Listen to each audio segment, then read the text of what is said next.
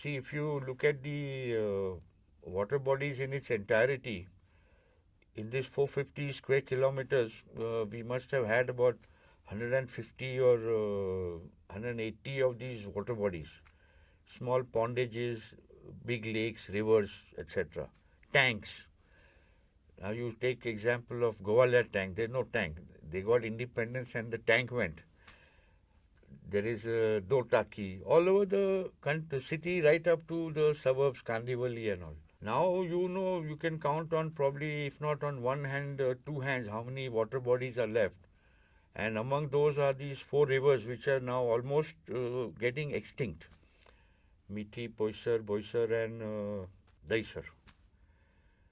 So if you want to make a one-line statement, I would say that the state of the water bodies in Bombay is now nearly, virtually disappearing. If there is a plan to think about the environment, water bodies constitute a very important role. They are a very functional and relevant part of the ecosystem because the water connects with the air. So if you have bad water, then you got bad air. And with the kind of waste that we are now putting into the water bodies, you throw the waste on the ground, so that toxic, chemicals, those chemicals leach into the groundwater. So your surface water is corrupted, is polluted, your groundwater is getting polluted, and our rivers are chock-a-block with sewage and effluents and all. So I don't think it's a very happy picture.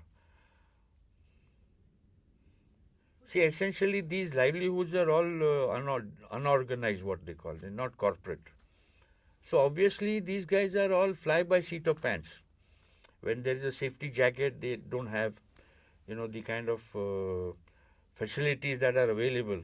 They are also, I wouldn't say outdated, but they are traditional without any technology content at all, no upgrading, etc. The first question about livelihood, obviously along the rivers, there used to be a lot of fishing potential, and traditionally we have all these koli vadas, fishermen villages. So obviously they must have been making their livelihood. That is how they made the settlement. Which today, if you really get down to it, these koli vadas are shrinking. The number of residents are now not purely fisher folk. A lot of the next generation and so on have diversified into other areas with education, with other opportunities. So as such, the trade has maybe reduced. Then there are a big nuisance, of course, and a big footprint on the rivers is the recyclers who are stationed in and around that Kurla, Kalina, Sakinaka area. See, these guys are generating recycling. They are able to extract valuable chemicals. But the problem is that in the process of getting these chemicals, they use the chemistry produces value on one hand, recovery of valuable materials, and it produces highly toxic effluents on the other hand.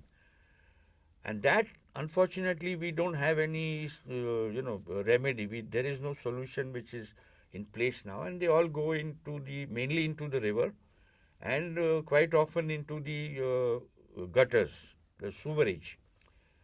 Now, here there is a very, I would say, a hidden factor. The attitude of the average citizen is, gutter mein dala, to it's out of my, contention. But those gutters, the sewerage, carries waste into the Arabian Sea, into the sea around 5 kilometers. So all this untreated waste, chemical effluents, domestic sewage, etc., it all goes 5 kilometers into the sea. And then it comes back over 2 days or 3 days. So this whole cycle is not going to end. And that's why I said, if you look at the state of the water bodies, the livelihoods attached to the water bodies are also going to disappear along with the water bodies. At one time in the Mithi, these are all anecdotes. I've been talking to the fisher folk. They claim that about 50 years or 70 years back, you took a basket, just picked up a basket full of water from the Mithi, and after the water drained out, you got 1,000 fish. And Dr. Salim Ali has been honored by that bird sanctuary, which is obviously this used to be a big attraction for the birds. So all this has got disturbed. Livelihoods have got disturbed. The air has got disturbed, and obviously there is a health impact. There is an economic health impact because the livelihoods have also been diminishing now. You take a person who has no money, can he buy to create waste? It is only the people who have money who buy more and waste more, produce more waste. So the percentage by weight or volume of waste emanating from these slums is a very small percentage of the waste that the city generates. I can tell you that we believe that you pull the flush and that's the end of the problem. It is the beginning of the problem, actually. What happens is this joins up with the sewerage in the pipelines. We treat maybe half or less of our waste in those STPs. The balance goes untreated. As I told you, it goes into the pipe 5 kilometers away, then it comes back over 2 days. But the most crucial thing which people don't tend to take factor in is that STP, the treatment that it is doing, it is an inorganic chemical-based treatment. Typically, you have organisms which turn toxic. They produce pathogens and virus and all over time, over decay. So what the STPs, the so-called conventional STPs do is that they add toxic chemicals to kill these organisms. But what comes out as a net result is a highly toxic mass, which as not going into 5 kilometers, it is going into the city because the municipality and the government says it to treat, pani treat kiya hua hai. How much of damage it is doing to the coastline, how much of damage it is, health hazard it is producing, all that is not really in the public eye. Then, as you correctly pointed out, these chemical effluents are also highly toxic. See, one thing people have sort of been tending to forget with advent of technology, what happens is that your roots become weak. If you go back to the basics, the body is an organic engine. Anything that is inorganic is like putting diesel into a petrol car. Much of our health problems arise because of the inorganics that is going into the organic engine. Now, these effluents, as I said, they are doing society some service by extracting usable chemicals, usable metals and all. But the cost is so high because it is not limited to that area, it is not limited to the district. It is spreading all over the city and into the air, which means it's probably crossing over on a good headwind into New Bombay. So you must understand that anything that talks about treating waste has to be organic, essentially. So this applies across the board, whether it is domestic, sewage, whether it is effluent from industry, whether it is your bath water, dishwashing and clothes washing machine. That's the most dangerous effluent that you can get because those are detergents with long chains, very difficult to tackle. Per square centimeter, if a city is going to produce 100 times what the villager is getting the liberty to get in his 1 square centimeter, 100 times you have to use unnatural, technology, techniques, methodology. That's why all this has become a big problem. The moment you have a profit motive, privatization means there is a profit motive which is driving this process to privatize to make profit. Now the objective is no longer waste remediation. Your primary objective is to make money, is to make profits. If you want to prioritize making profits, whatever standards that you impose or implement for waste management, they're going to be second priority, to say the least. There are going to be compromises because that profit motive is of primacy. So what happens is you get all these inorganic technologies which may be very good in the West, but they have a different, climatic and weather condition than what we have in the tropical area. We don't need to disinfect with chlorine. Sunshine is good enough. You ever seen a waste problem in the villages? Never, because there is soil chemistry below and there is disinfection from the sun rays. So that's the end of the problem. In these conditions, I get, 40 and 50 plus degrees centigrade. I get monsoons which don't come all the year round. I get monsoon in 90 and 100 days. Number one, I got to run and catch that water, if at all. And number two, I got to ensure that that water doesn't get polluted, water I'm catching. There is waste waiting to catch that, to get into that water all over the country. From the groundwater, from the rivers, from the water bodies and from everywhere in the air. Question was, why are we implementing these technologies which are showing failure all over? You may not be aware, just to give you a small example, Rajiv Gandhi declared Ganga Meli and all that. He proclaimed a fund for that Ganga Action Plan. 2010, we had a Ganga Panchayat in Delhi. The chairman was our revered Shankaracharya, Swarupanandji. There were some 100 of us in Delhi, and these two engineers came from the UP board, irrigation or wherever. UP engineers, basically, government engineers. Both of them made a presentation over 15 minutes saying none of those STPs are working. All along the Ganga, in that Ganga Action Plan, I don't know how many thousands of crores have gone. Maybe a couple of thousand crores have been invested. It is worse than gone to waste. It has not gone to waste. It is adding to the waste.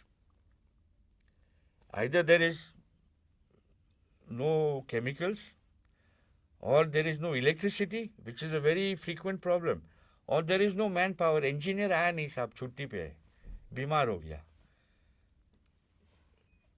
Finally, if everything works in that inorganic STP, the villager, the farmer is not ready to take that water for irrigation. It is killing the fertility because of the toxic content. This business about boundary walls is a very interesting development. It's an ecosystem ना, वो पानी का pipe तो नहीं है, उसमें वो mud flat होते हैं. There is mangrove, there are floodplains, there are all those creepies and crawlies, and all of them are basically an ecosystem which is existing for millennia. Then you get a smart-ass engineer, professional, life 60 years. He thinks he knows better than those thousands of years of science which is operating, which is in existence and which is maintaining the equilibrium. So this guy, what does he come and do? All engineers believe in construction. And construction doesn't mean with palm fronds and tree barks and tree stumps. Construction means cement. Contract goes up, no? Number of zeros increase. So if you take an engineer and give him the power, first thing he will do, he'll draw a plan and put some walls. You can't put a wall in the river. You're breaking the relationship between the river and her domain, which is not only the soil, which is not only the creepy crawlies, which is the entire marine flora and everything. And I'm not even adding that livelihood into this. It is a small, issue here. So that's what they've done in the Mithi, that's what they've done in the Daisar, that's what they've done in the Kosi. Every year Kosi floods. So they build a higher wall. And now I'm coming back to the Mithi. You build walls. MMRDA claims this is for flood protection. Now this engineer who has okayed the wall is under severe pressure in the Supreme Court because of my PIL. A fool can tell you that if you obstruct the flow of water from going left and right onto the flood plains and the mangroves, which are meant for that, to take away excess volume. You bind the river, you're forcing the flood, the water goes down. You're ensuring all the volume goes down instead of left-right. So now there is a much bigger quantum of water going downstream, so you have the flood. The fact that you completely murdered, assaulted that ecosystem of the river and her domain is one thing. Second thing, now you added to the flood problem by putting walls on both sides. That 2005 was 75 or 95 centimeters of rain, right? Okay, so people say, oh, to 75 centimeter ka barsat tha. July 2015 was 20 centimeters, 22 centimeters. Kurla got flooded again. What is the value of these flood protection, schemes? 1,800 crores have been spent in the Dahisar River, completely walled up. If you don't allow that waste material, waste I'm saying again in inverted commas, you should have been able to recover value, but it is now waste. It can't go left or right in the Dahisar River. It's become a complete mess. See, I'll tell you that biotechnology works one time installation, commissioning, one time.